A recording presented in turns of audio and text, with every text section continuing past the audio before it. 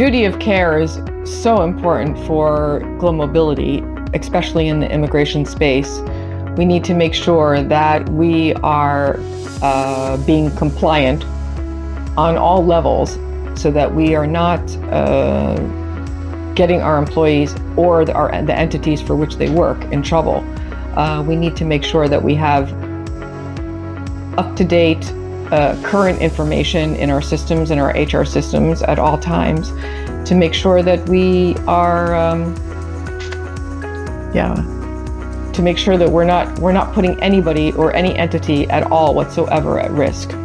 Also, compliancy and duty of care in a tax space is also just as important, to make sure that we're following the laws and the regulations of the local governments to where our assignees are working in host location, as well in the home location. If there's no tax treaty between the home location and the host location, we have to make sure that we are taking our duty of care very seriously and not putting anybody at risk. When people ask me what is global mobility, I always tell them global mobility is moving my colleagues around the world. And usually for the vast majority of people, that suffices for them. But when I really get into more detail, it's really more about talent strategy and helping support the business and making sure that people are in the right place at the right time, and help supporting them to achieve their business goals. Forming a global mobility policy is challenging because it's never going to be final. You can say you will keep your policy updated, but if you really want to keep your policy updated, you will end up weekly updates. You will end up with weekly updates or even bi-weekly updates of your policy. The world of mobility is changing quickly. Regulations that you have to take into considerations are changing. Your company strategy, business directions, strategies are changing, and you always have to adapt. So I think the top one difficulty in creating a global mobility policy is to make it in a way that it's not going to be outdated in a week. So a big part of what we do in global mobility is focused on compliance and risk. And there's both from an immigration perspective as well as from tax. And it's an interesting balance we play because we're looking out both from a corporate lens as far as the risks that might be associated, but also from an individual lens. And oftentimes, there's a corporate tax department and they're also looking out for the corporate side, but it's kind of the blend of the two. And I think a lot of people understand that mobility moves people across the company. I don't think that there's an appreciation for all of the compliance and complexity, definitely cross-border, but even within country to different provinces or states, et cetera, that has to be taken into consideration. And I don't think it's well understood or known, but it is, it's more than half of what we do, but it's a big part of it. I would say even like with data privacy laws, that have had more focus recently. So an underappreciated part of the work that we really do in global mobility. I think if I see how global mobility has evolved over the last 2 decades, it has come a long way.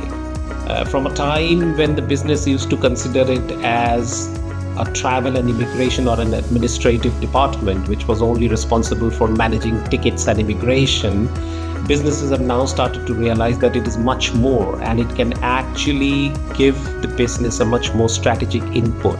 So I think businesses are now looking at global mobility as a strategic partner, not only from managing their talent pool, but also managing everything that comes along with the talent pool, be it how to structure compensation, how to structure immigration, your policies, how to do mergers and acquisitions, divestitures.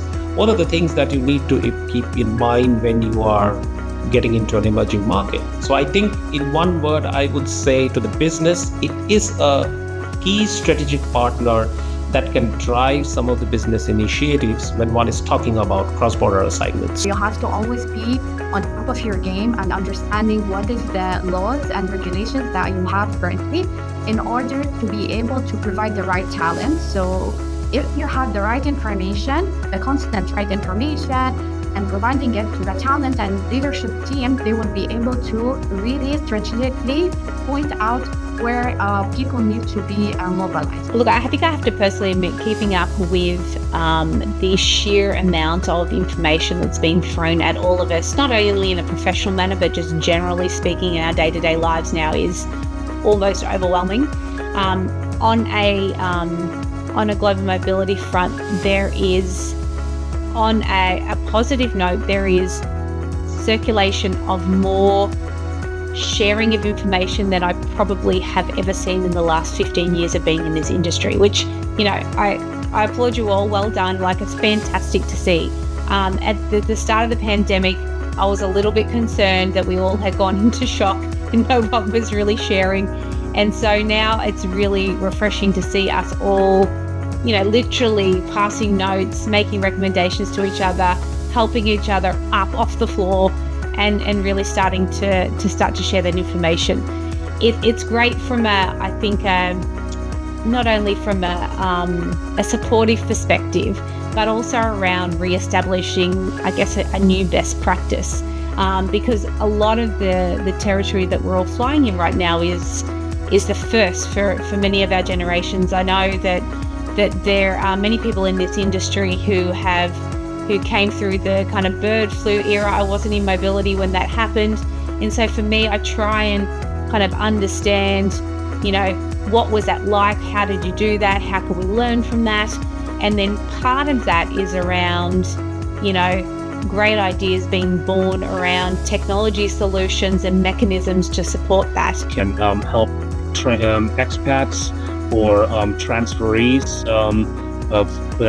further their career interests, and it in itself for the team, there's a lot of fun to work in, because you're working with people, you're working with families, you're not tied into one corner or another. You can have a background in finance and tax, and have tax compliance, and still work with people, and I think that makes it unique. It's a dynamic environment when we need to be constantly on top of everything, because as I said, dynamic environment requires a lot of dynamic decisions, and for us it's a chance, but it's an opportunity, but also it's a huge challenge how to be on top of everything and make sure that we are capturing all changes or